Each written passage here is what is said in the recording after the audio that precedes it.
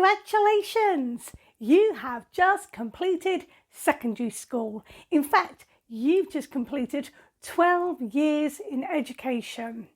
How does that make you feel? Did you enjoy it, or was all your time at school a living hell? Do let us know in the comments below. To be honest with you, some people have served less prison sentences. However, you're free. I'm free. Yep, you are free to do what you want. But are you? You're not really. If you are a UK citizen, you have to stay on to study in education up until the age of 18. However, fear not, for there are a number of different options you can consider, and some of them are paid options. Please do stay on until the very end, because I might share some options that you have never considered before. So do listen to all of the options, and also stay on till the end, because I will also explain to you about results day and what to expect. Hello, my name is Tamsin and I run the website theonlychildclub.net, and I'm dedicated to supporting you and your one child family, helping you all to grow, flourish and live life to the full. So the traditional route tends to be taking A-levels. A-levels are all very good and well. They are advanced levels from the GCSEs. If you didn't know before, GCSE stands for General Certificate in Secondary Education, and the A-levels are the advanced levels of that, and they really are advanced. I've known quite a few students who got top marks at GCSE, and then they start in year 12 and on their A-levels, and they realise, oh, it's a lot harder, and they start getting poor results when they start their A-levels. Now, if you want to avoid this, but you want to do A-levels, one of the things you can do is in the summer between completing your GCSEs and starting A-levels, if you think you're most likely going to do them, is to do a little bit of studying, but only a little tiny bit. You have just used so much brain energy in the last few months revising for your GCSEs and sitting them. You probably sat about 25, 26 exams. That's a lot. Give your brain a rest. However, if later on in the summer you're feeling a bit bored, you might want to start preparing for your A-levels, what you can do is find out what the recommended reading list is for the subjects you want to study and start reading those books. Maybe some of the novels that you're going to be reading if you're going to do English Lit at A-level. Now, I'm going to be honest with you, when it comes to A-levels, it's good to choose them if you don't know what career you want to do in the future. So you don't necessarily want to do a vocational course. And by the time you finish your A-levels, you might have a better idea what career you want to do or what subjects you want to study further. When it comes to going to university, there's only two reasons I say to students that it's worth going to university for. Number one is if you've got a particular career in mind and you need a degree for that career. You want to be a doctor, you need a degree in medicine. You want to be a teacher, you just need a degree. You want to be a teacher for a particular subject, you might want a degree in that subject. Or the other reason to go to university is if you just love the subject and you really want to study it much further. You could do a BA, you could do an MA, you could do a bachelor's degree, a master's degree, even a PhD and get a doctorate if you really love that subject.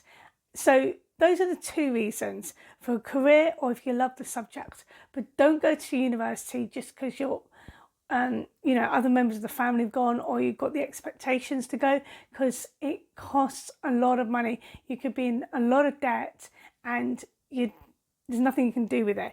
It's better to take a gap year, a few gap years, go into employment, and if you want to study at university later on in life, you can do that. That's an option for you. And I'm going to share a bit more information in my next video for any student who has finished their further education studies and they want to go on, they've got their post-18 choices as it were. So do watch that video after you watch this one if you're interested. But at the recording of this video, I haven't actually made that one yet, if that makes sense. Okay, so another option for you post 16 is something called technical levels, also known as T-levels. These are vocational courses, but they're pretty high-end vocational courses. They run over 2 years and they're the equivalent of 3 A-levels. So it's pretty juicy, to be honest with you, but it's specific to a sector. So for example, you could do a T-level in engineering, you could do a T-level in healthcare, health and social care, you could do a T-level in what is it, like administration. There's a whole load of T-levels that you could study for. If you go onto my website, I'm going to put the link in the description below. There is a blog post about post 16 choices, and I've got a long list of the various T-levels that are available. So you might want to have a look and see what is available to you. But it all depends on the course provider. So not every single college is going to take on every single T-level. So have a shop around and just see what pickles your fancy. So the good thing about T-levels is, as part of the course, you have to do a minimum of 350 hours work placement, work experience. Now this is work experience rather than an apprenticeship, which means you're not going to get paid necessarily. There's no obligation for the employer to pay you. Now some employers will pay, and I found with the students I worked with, there were sectors that were a little bit more generous than other sectors in this regard. So, you might get lucky, you might get a paid placement, but don't guarantee it. The main thing is you're getting some precious work experience, and it's so important, because I'll be honest with you, this is the way it works. Employers, they're more interested in your experience than they are in your qualification. And if you've been in education since you were like 4, and you go into doing A-levels and then you go on to doing university, you could leave university, and I've known students where this has been the case. You could leave university and have no work experience whatsoever, and you could go for a job interview and the interviewer will say, well, tell us a time when you showed really good teamwork, and you'll be like, well, when I was in year 3, I was in a relay race. That's not good enough. You definitely need to get some valuable work experience between now and before you finish education one way or another, and the T-levels give you a very good opportunity to do this. Now another option you could consider is doing an apprenticeship. You can do apprenticeships at age 16. The good thing with apprenticeships is what you do is you apply straight to the employer with an apprenticeship, and they advertise on in your county. You may have a website where you can go on and look for apprenticeships. You may just go onto a job site, a normal online job site, and you can see apprenticeships advertised there, but you apply to do the apprenticeship. With that, then the employer contacts the education provider, service provider, which could be your local further education college, and they said, we've just taken this student on to be an apprentice, and then the course provider will provide the course. Therefore, you may end up, say, doing 4 days with an employer and 1 day in college to learn some of the theory work. And what you'll have if you do an apprenticeship is, at some point, somebody from the college will come and visit you and assess your work. So if you do an apprenticeship in plumbing, say, you'll have someone from the college towards the end of your course, your apprenticeship, to come in and assess that you can do the job well, and then they give you some sort of certification for that. Right, the other option for you is also vocational, but it's not it's not paid like an apprenticeship. What it is you can do a BTEC level 2, level 3 in a particular occupational course. So for example, in cooking, maybe hairdressing, makeup and beauty, there's a whole plethora of these sort of courses. They're quite good because you don't necessarily have to have very high grades at GCSE level to do that. What you might find though is if you do these vocational courses, these BTECs in level 1, level 2, is you may still be expected to do Maths GCSE or English GCSE and or English GCSE if you failed them in year 11. Colleges still kind of insist that you resit and you resit, and it can cause a lot of stress, but that's the way of it. I know how daunting resit examinations can be. So you could do a resit for your GCSE Maths and English, or English as well as doing your course. And some of the courses that you do at BTEC, level 2, level 3, there may be a work experience component to it. It might not be as many as 350 hours, but you might still have to do work experience in order to pass the course. So do check this when you were checking out the course providers to find out what the expectations are, what core modules you're going to be studying. Another option for you is resits. Yeah, do not be ashamed of having to resit exams. You can take a year out and just resit your GCSE Maths and English and not do any other course. You might want to resit a few subjects. You can definitely do that.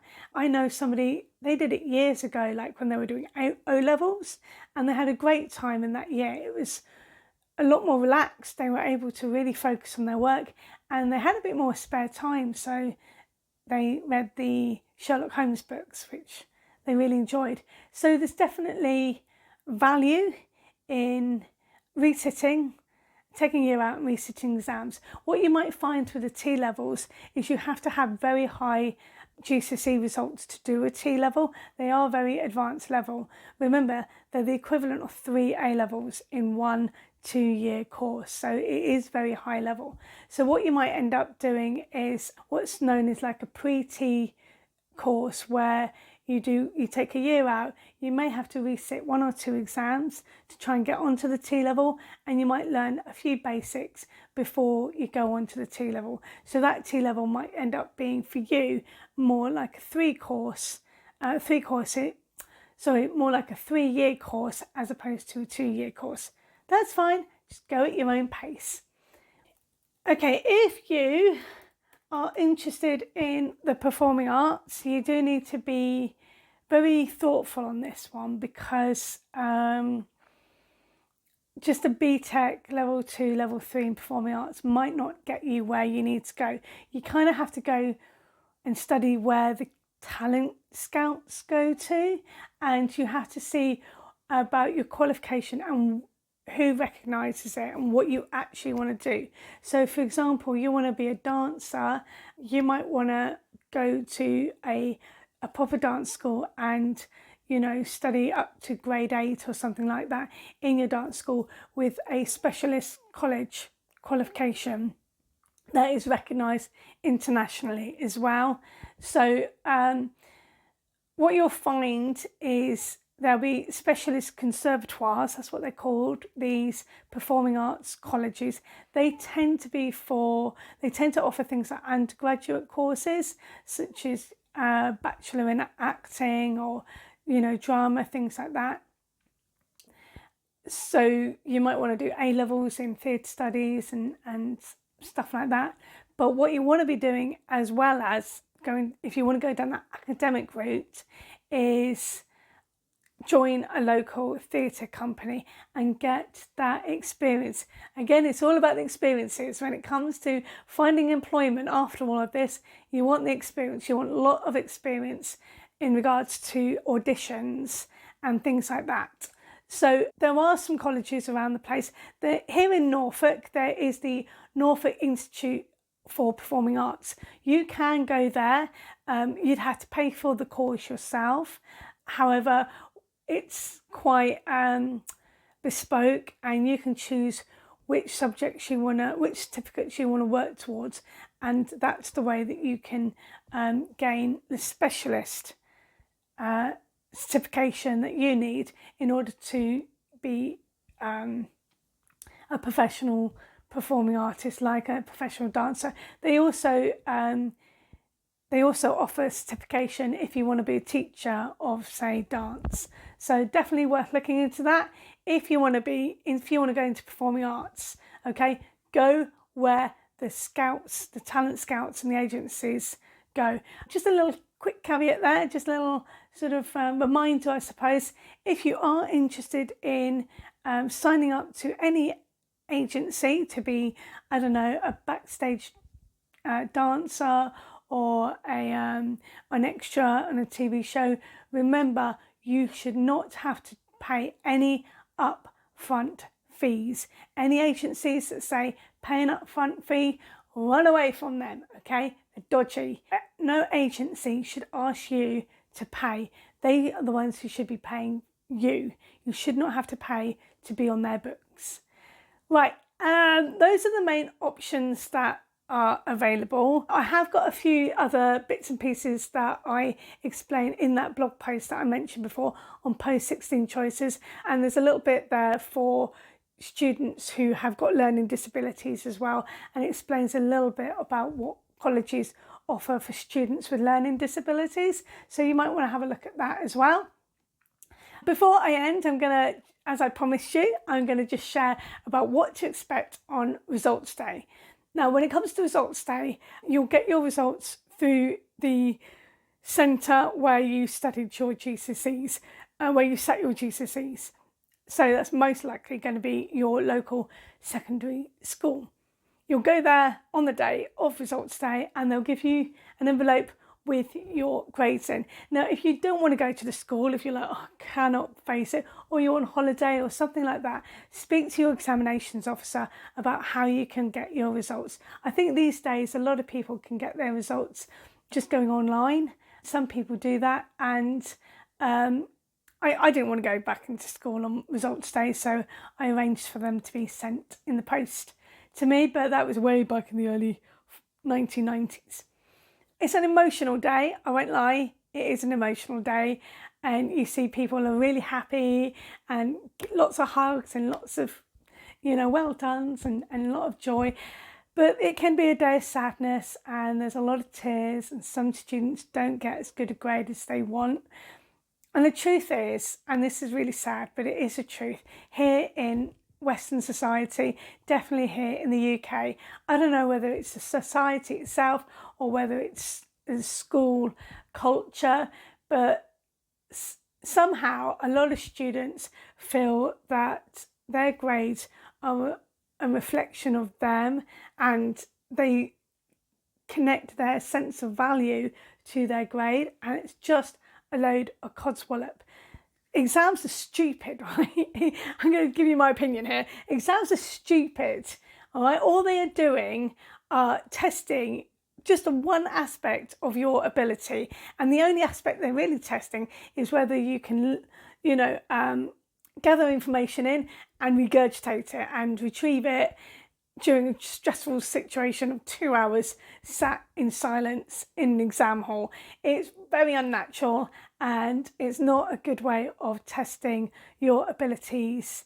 And if you are a good dancer, or if you are good at cooking, or all the other skills that you could have, they're not necessarily testing you for that. So it really has nothing to do with your value as a person.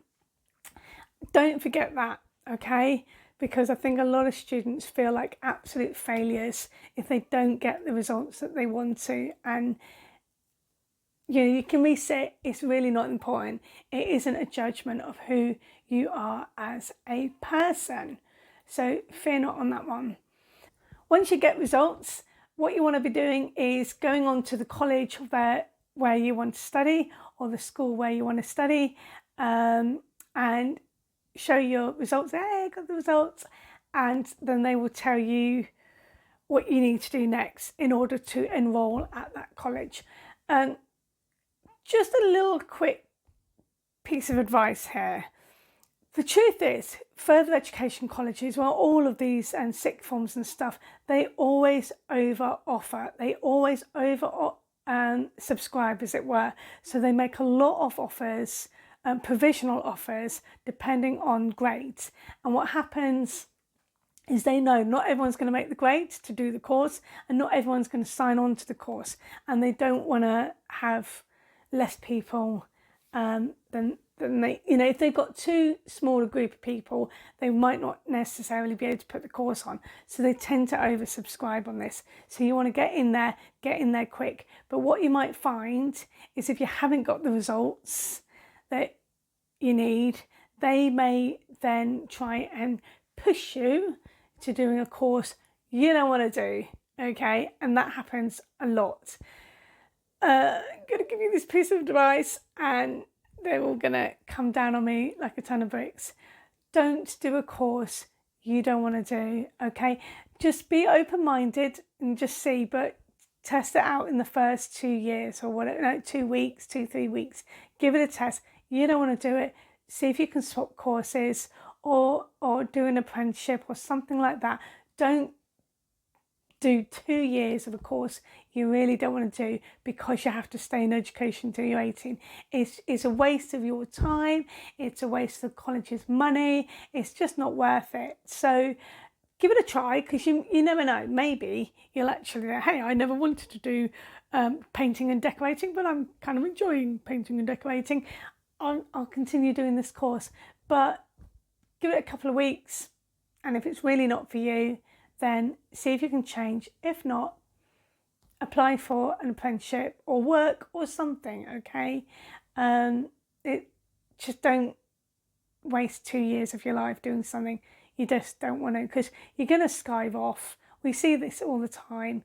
You're going to skive off, and you might as well find work and get money in your pocket until you find something where your heart really is, and you invest in that. Right, well, that's it. I think I've said everything. The only other thing I didn't mention quickly, I just remembered, is you might want to look in, I mentioned about performing arts schools. You might also want to look in agricultural schools as well. You've got all sorts around the country. So perhaps you might want to look into doing sort of farming or agriculture. That's another option. So do have a look at what options are available to you. Now, I'm talking mostly to the school leavers here, but if you've got any sense, you might be in year 10, just about to start year 11, and you might be thinking, hey, I want to know what my options are now. Very wise thing to do. So this is where you want to go to the colleges in September and October, go to their open days, have a really good idea of what you want to do, and that's going to motivate you to do better in your GCSEs. Right, I really am going to finish here. As I said, I will make another video for next week, so don't forget to click on that when it's available to you about your post-18 choices. Otherwise, don't forget to like and subscribe. This is a new channel and we need lots and lots of subscriptions so that we can keep moving on and keep serving you. Thank you very much. Toodles.